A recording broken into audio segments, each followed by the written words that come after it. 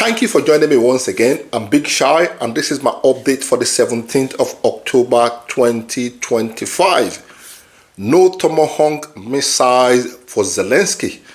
It was all fake promises, all fake hope, all talks and blustering like we've seen and heard in the last 4 years. All talks, no action. I told you people the United States knows its limit and they will never push past that limit. That is a fact. Not that I know more than you, but it is just that I think outside the box most of the time. I'm able to add 1 + 1 to get a possible prediction.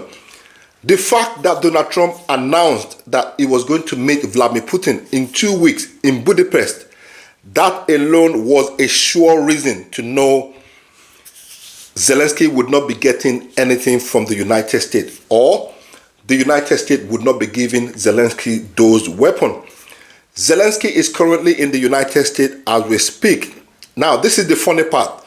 When he landed in the United States, he already knew all hope was lost because he wasn't welcomed by the United States president or by Hegseth or by Marco Rubio or by any United States official at all. That was the first sign of all hope gone for Zelensky. Guess who welcomed Zelensky when he landed in the United States? This is not funny. Guess who welcomed him when he landed at the airport? Zelensky was welcomed by Ukrainian officials.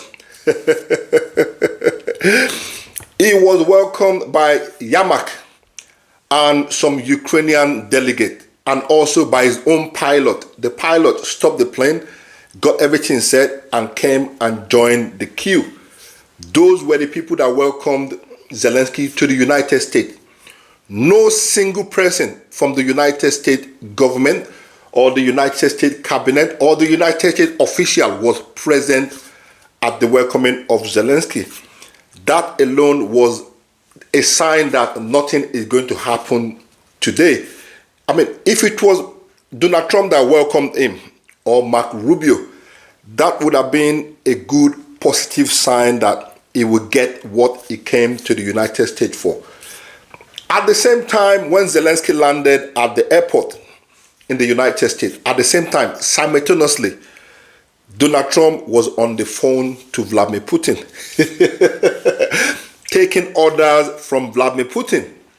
Okay, literally. Okay, I'm not saying that is what happened, but you never know. But he was on the phone to Vladimir Putin. At the same time, Zelensky landed in the United States.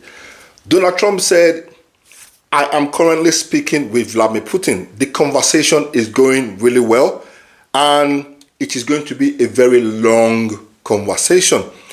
I will report on the content of the conversation shortly. Thank you for your understanding in this matter. That was what Donald Trump tweeted on his website. A few hours later, Donald Trump gave us an update on the conversation between him and Vladimir Putin. He called the phone call a very productive one. He said Vladimir Putin congratulated him on the great accomplishment in the Middle East. The ceasefire between Israel and Gaza. To cut the long story short, without wasting your time, Donald Trump talked about how Vladimir Putin was giving him and the First Lady good accomplishment and good, praising the United States for what they are doing, how Donald Trump government is performing really well in the Middle East, and so on and so forth. That was all Donald Trump was telling everybody. He never mentioned anything about Ukraine, Zelensky, or even providing any more weapons for Zelensky. All he said regarding Zelensky was that he will be meeting with Zelensky tomorrow at the Oval Office, the interview room. That was what Donald Trump said regarding Zelensky or concerning the war in Ukraine. I will be meeting with Zelensky tomorrow at the Oval Office.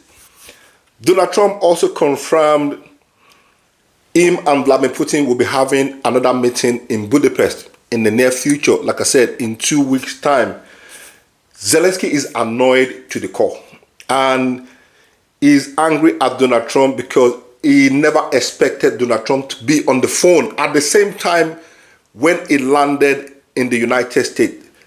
He never expected Donald Trump to be calling Vladimir Putin. That was a massive media attack on Zelensky. United States betrayed Ukraine. That is the honest truth. We talk about Ukraine all the time. We talk about Zelensky all the time. Why can't they just be honest with Zelensky and say, listen, bro, it is over. We tried. Let's settle for peace. Instead of continuing to use this guy to destroy his country. It is the truth. So why was Donald Trump on the phone? Let me take your mind back. You remember previously when Donald Trump called Russia a paper tiger? Who is the paper tiger now? Why was Donald Trump on the phone to Vladimir Putin at the same time when he invited Zelensky to the United States? That was a big insult on Zelensky. At the end of the day, they are the one that pushed this guy into this mess. Let's be honest.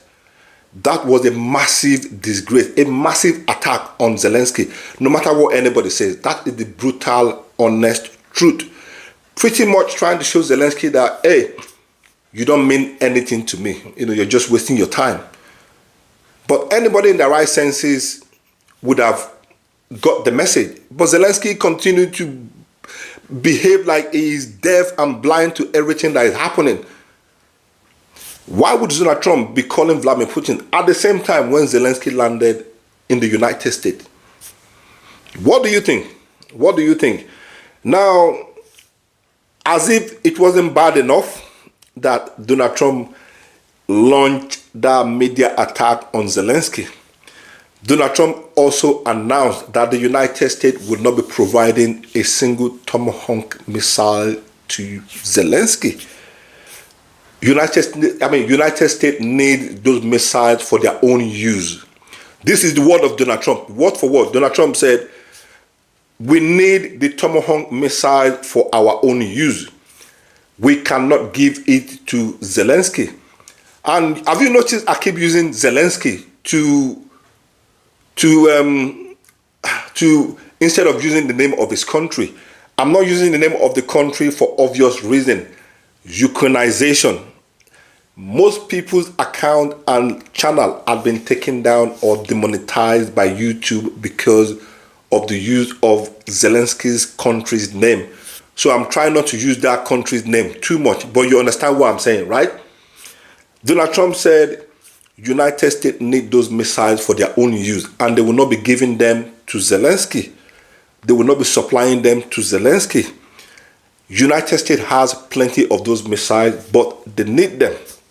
So, Zelensky is going to go back to square one. Well, not go back. He is already in square one because if you look at what is happening in Zelensky's country right now, this takes us back to the beginning of that conflict in 2022. They are back to square one.